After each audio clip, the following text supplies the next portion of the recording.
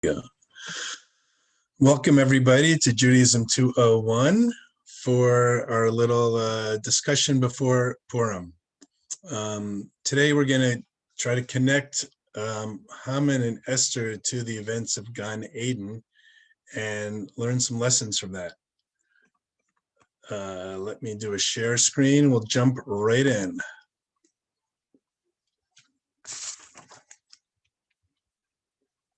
If I can find. Hold on.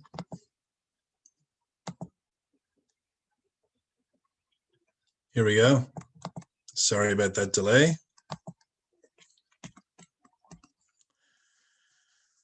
We actually, a few weeks ago, I believe we covered the first two sources I'm going to mention, which seems sort of weird, but it's where we start today. So in the Gemara, there's a discussion of where various holidays such as Hanukkah and Purim appear in the Torah.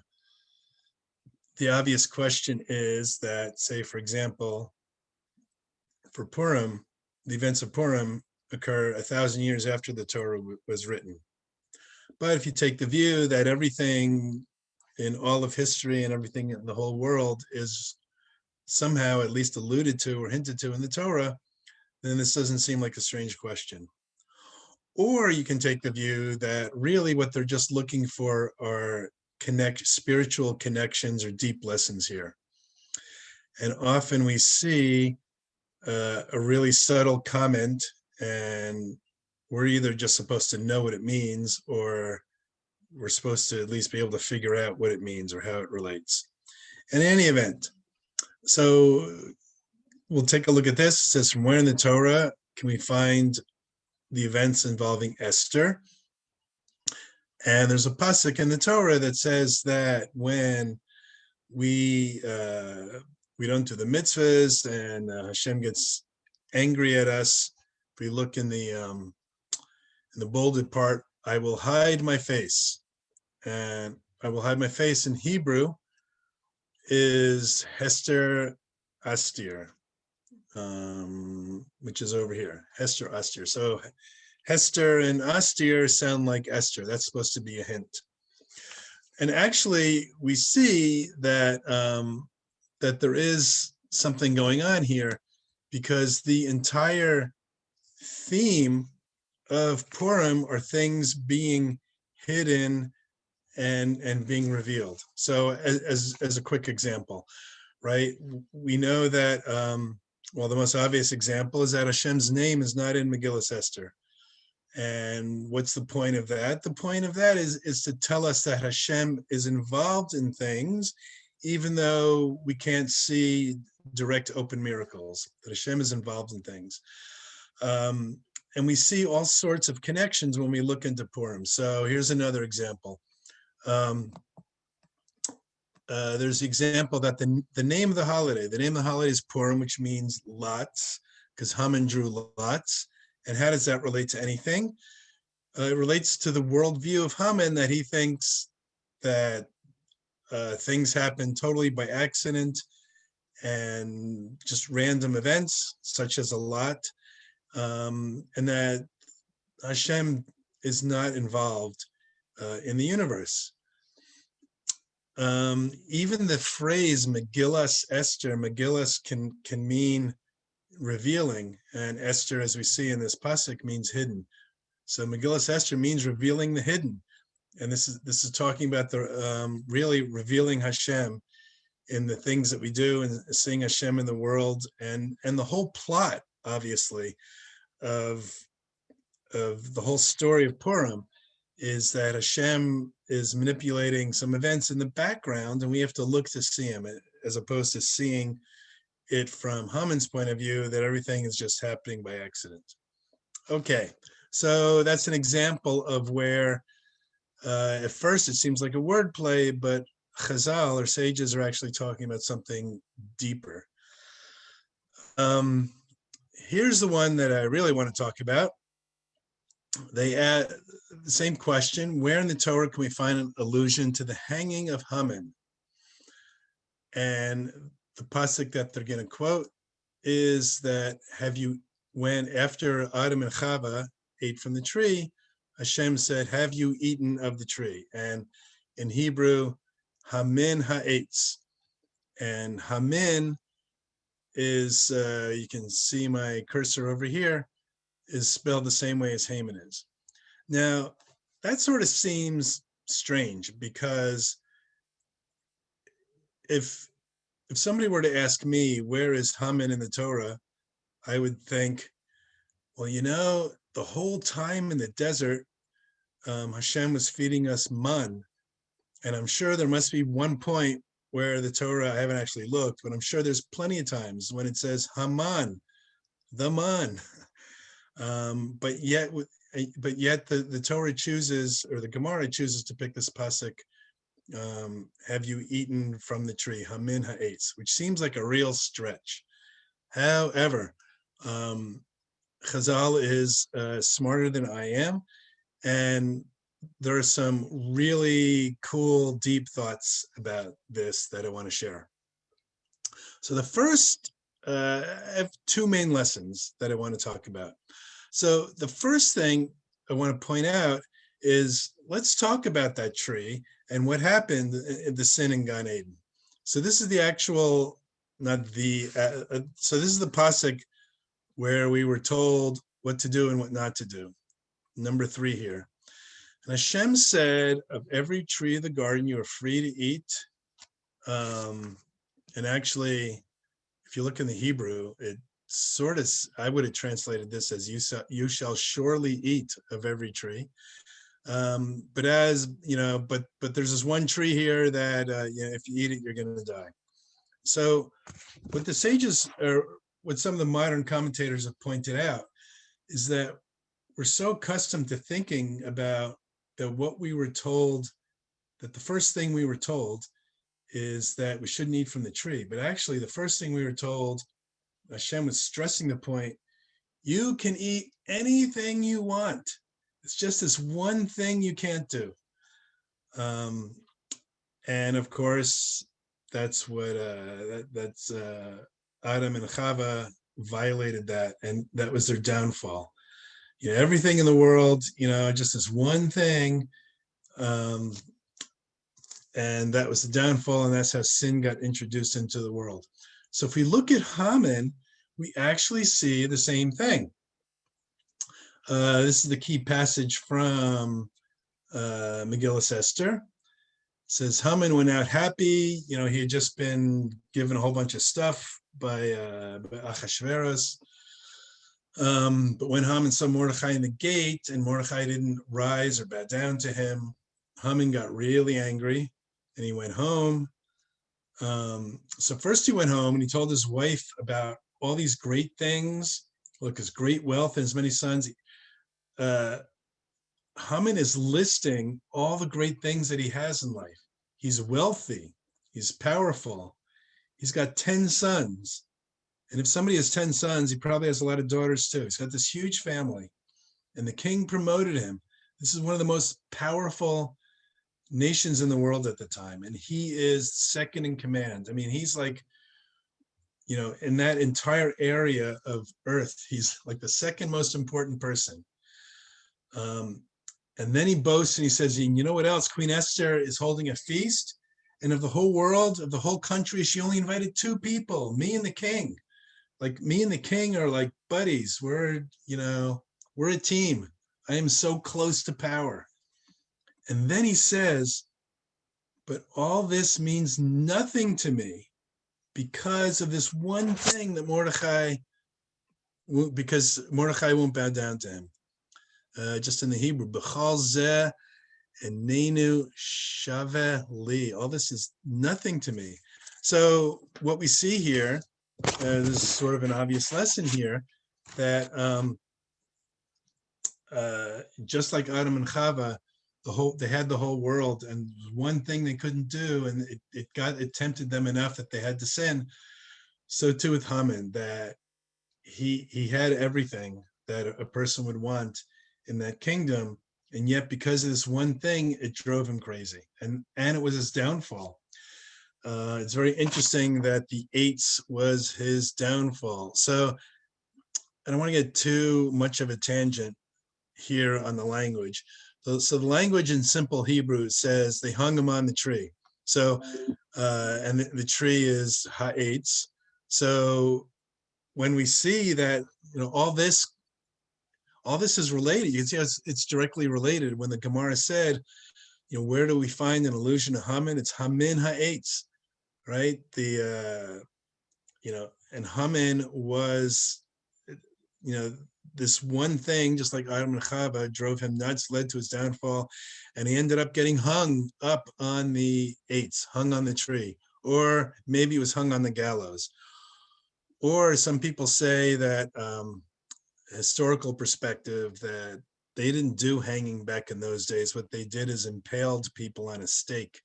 And I see, interesting, Safaria use that as the, and you'll see this in some of the translations. They impaled Haman on a stake. But I don't want to go down that rabbit hole about what's correct or what's not. The point is that whatever ha'etz is, that was his downfall, just like it was the downfall for Adam and Chava. So that's one lesson, and the lesson's sort of obvious to us. When we look at the incredible life that we all have, we have access to historically unprecedented bounty.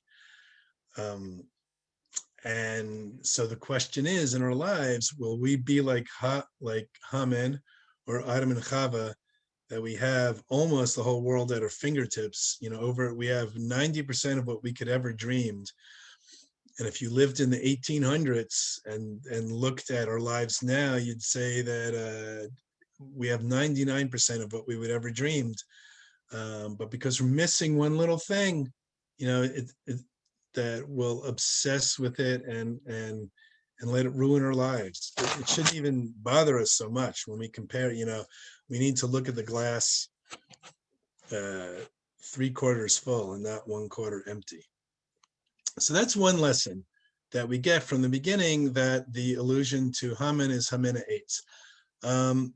There's a more interesting, another interesting connection here that I think is pretty cool, and that is the climax of the story, as we know, is so Haman, and so the three of them have a party, and at the climax, so this is chapter 5, and the climax of that party, Esther says, let's have another party tomorrow. And then it was that night. Chapter 6 is about that night, and Achashverosh has trouble sleeping, and he's reading from the book, and that puts him to sleep. And then they have the second party in chapter 7, and the second party is when Esther, this is like the turning point of the whole story in a way, is when Esther calls out Haman and reveals who she is and who Haman is. And she uses the phrase, I'll look in the Hebrew here, Haman hara, the evil Haman. Right? The adversary and the enemy is this evil Haman. And within 8 pasukim, he's we have it right up here. So just 4 pasukim later, he's hung or impaled or whatever.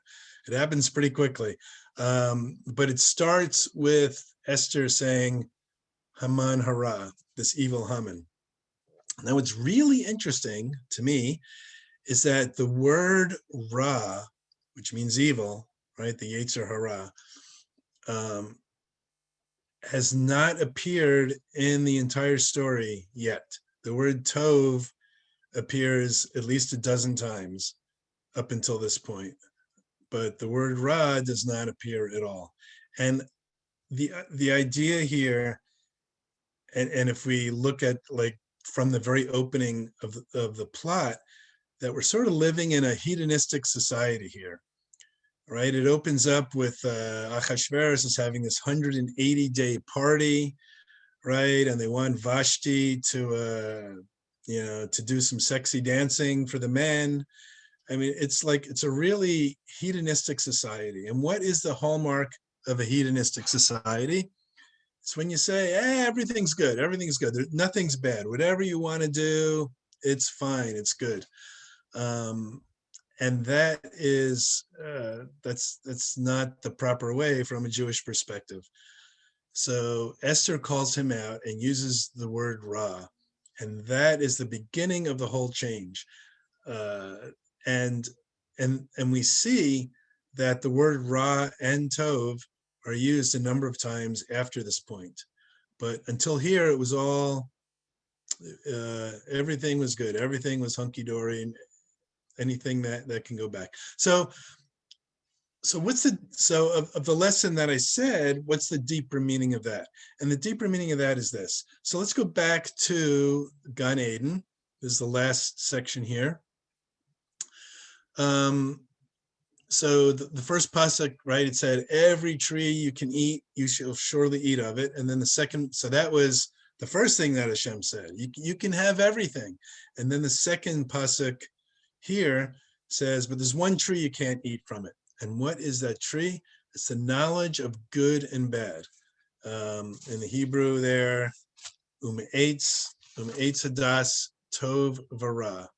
And from the tree of knowledge of good and bad, you can't eat. So what's that telling us here?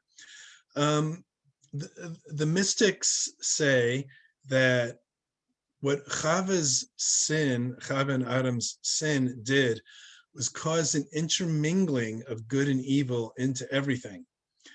And it made it very difficult, or more difficult, for us to distinguish between good and evil.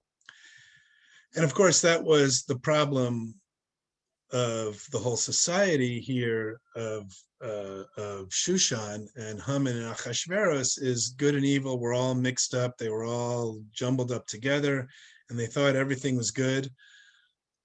And so Haman wanted to blur the distinction between Tov V'Ra. And notice also that according to tradition, Haman is descendant of Amalek. And what does Amalek do? Amalek wants to encourage our doubts. In fact, the gematria of Amalek equals the gematria of Safek, which means doubt. And the idea is that, first, how do you attack somebody? How do you attack somebody's philosophy or religion? The first thing you do is you just cause some doubts to occur. And then from there, things can spiral out of control. So that's what Amalek wants to do. That's what Haman wanted to do. Wanted to sow doubt, intermingle the distinction between good and bad.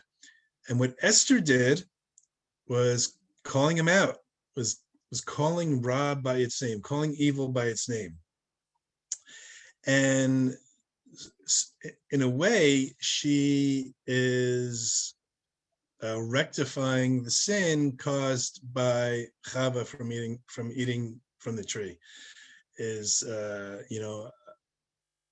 Chava's actions led to the intermingling of Tov and Ra, and what Esther is doing is trying to restore that balance, saying we are going to distinguish between good and evil, and when we see evil, we're going to put a name on it and call it evil.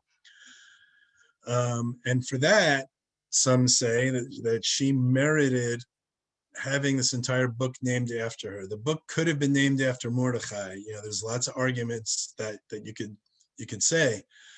A large part of the plan was his plan, but it was Esther taking the risks, and it was Esther that called evil out by his name.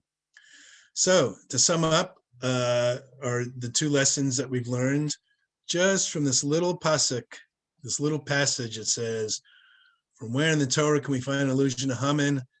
Have you eaten from the tree Hamin ha'etz? And what are our two lessons, just to sum up? So the first lesson is to be appreciative of what we have. We learned that also in Pirkei Avos, right? Where it said, one of the missions in Pirkei Avos says, who is wise? Who is rich? The one who is content with his lot.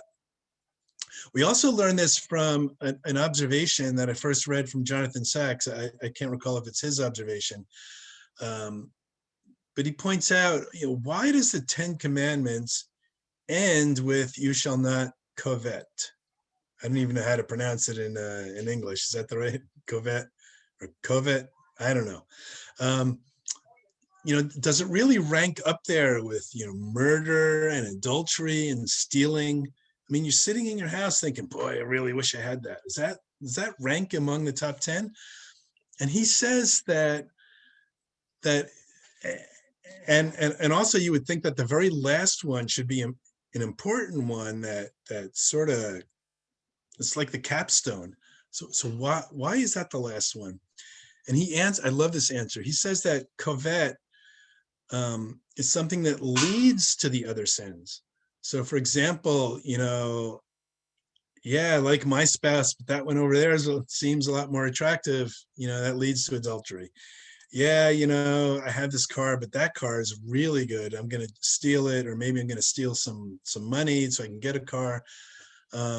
So the point is that, again, to be repetitive, we need to be appreciative of what we have. The cup is, for anybody living in American society, the cup is at least 3/4 full already. And the second lesson is that part of being a Jew is the ability to make distinctions. And we refer to this every week in Havdalah, right? We say, Hamavdil ben Kodesh L'chal. We want to separate the holy from the mundane. Granted, it's not actually always that easy. And that is the effect, the lingering effect of the sin of Gan Eden. But that's our task. That's our task as Jews. And that's one of the lessons we learned from Esther. And that by distinguishing between Kedusha and Chol, by holy and mundane, that is what allows us to bring the holy into the mundane. And thus we get all of that just from that little passage, Hamin Ha'etz. So I want to wish all of you a Freilich and Purim. Remember that we have a fast day tomorrow. And then on Purim, we have 4 mitzvahs. Hearing the Megillah once by day and once by night. The festive meal. We are supposed to have a festive meal. You can't just sit and observe Purim. Festive meal is one of the big 4 mitzvahs of Purim. Gifts to friends and gifts to the poor. So again, Freilich and Purim. Thanks everybody, and I will stop the recording. There we go.